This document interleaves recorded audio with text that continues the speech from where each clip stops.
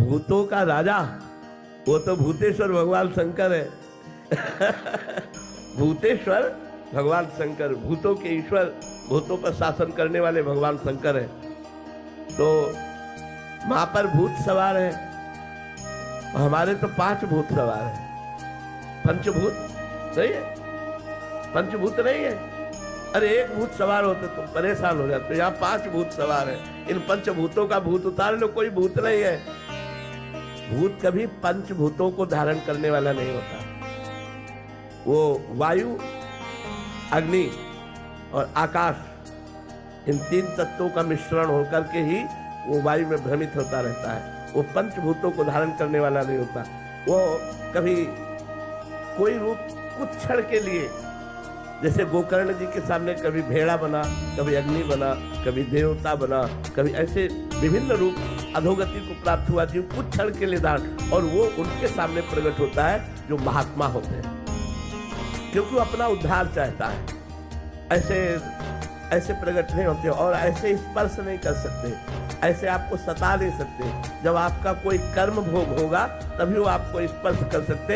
ऐसे हमको भी स्मशान में घूमे हैं, 20 वर्ष गंगा के किनारे घूमे हैं।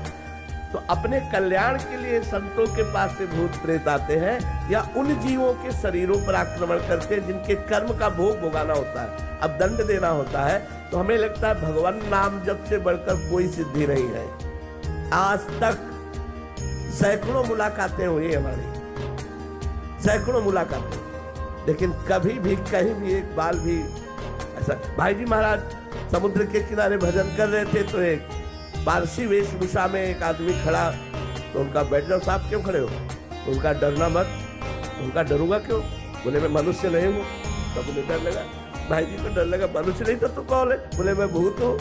तो उनका क्यों आए हो? बोले अपना कल्याण कराना चाहता हूँ, मेरी तो सामर्थ्य नहीं थी कि मैं आपसे बातचीत कर सकूं, आप जब आप बोले तो मेरे में सामर्थ्य है। ये भूत प्रेत ऐसे नहीं सताते हैं, कोई कर्म का प्राविधान होता है। यदि आप नाम जप करो और नाम जप करके अपनी माँ को दो तो खत्म हो जाएगा भूत, देख लेना।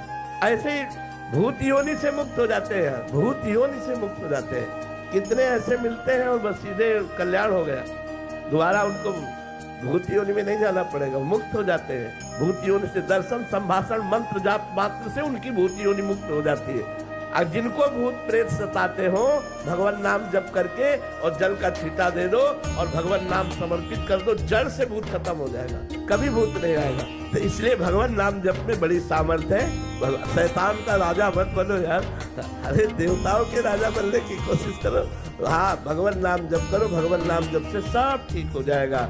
हाँ, जो सुमरे हनुमत बलवीरा, जो हनुमान जी का क्या भूत पिशाच निकट नहीं आवे, महावीर जब नाम सुनावे। हाँ, तो सोचो जिनके सेवक का नाम लेने से इतनी महिमा है कि भूत पिशाच निकट नहीं आवे, महावीर जब नाम, तो राम राम कहोगे तो क्या हो जाएगा? वो जड़ से मुक्त हो जाएगा, भूत योनि से ही मुक्त हो जाएगा। इसलिए कोई मत डरो, कभी भूत से डरना मत, वो तुम्हारा कुछ नहीं बिगाड़ सकता। वो अपने कल्याण के लिए तुम के पास आता है कि कोई राम सुना दे, कोई कृष्ण सुना दे। कभी भूत आवे राधा राधा राधा, उसका भी उद्धार हो गया, आप निर्भय हो गए। करके देख लेना।